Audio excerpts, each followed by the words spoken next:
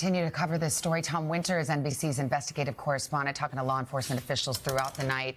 So over the night, we did get an identity for this shooter, but it seems at this hour we don't know a lot about him or his potential motive. Well, that's exactly right. In speaking to those law enforcement officials, some of this country's top intelligence analysts and people that are on top of these type of issues, they say what is very clear this morning is that it is very unclear why this individual did what they did.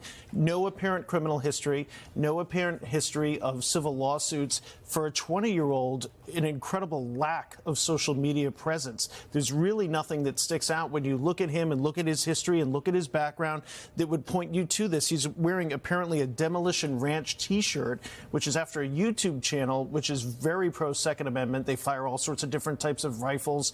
He is a registered Republican, as you mentioned at the top of the show, and a small donation to a Democratic group. So nothing there points to somebody who would want to show up and try to kill Donald Trump at a rally. And so I think the motive here is going to be very important. It could go potentially two different paths. One, some sort of reason that makes sense to nobody else because of a severe mental health breakdown. That is certainly possible. Or the second, was this politically motivated? That could become a big deal. Is Donald Trump not conservative enough for him? Is there some other motivating purpose? And I think that's something that law enforcement is certainly going to pay attention to. We've got two candidates who are going to be crisscrossing this country over the next 3 to 4 months.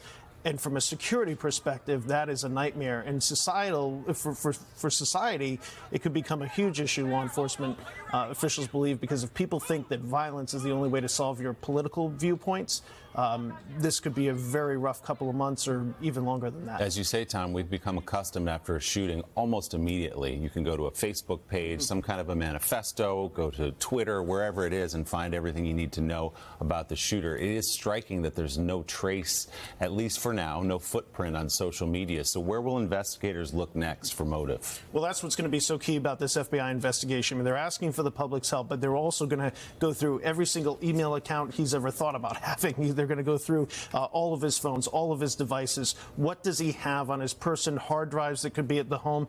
In past incidents of mass violence or these types of shootings, those have been potentially very helpful avenues. And then, of course, there'll be a complete security review of what happened here and obviously the questions that have come up. Well, let's talk about that, because we've all covered presidential events. We know that if you're in the perimeter, you get wanded. There's a magnetometer. Right. You cannot bring a weapon into the event.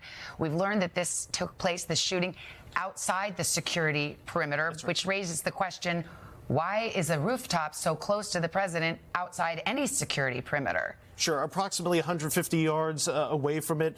They did have the counter sniper teams up there. Those are the ones that apparently took this individual out. Yes, to your point, you see this building, and it's not directly head-on from where Trump was standing. It's off to his right, if you're looking at him, as we've been looking at the video here. And so 150 yards away, elevated surface, talking about a roof of a building.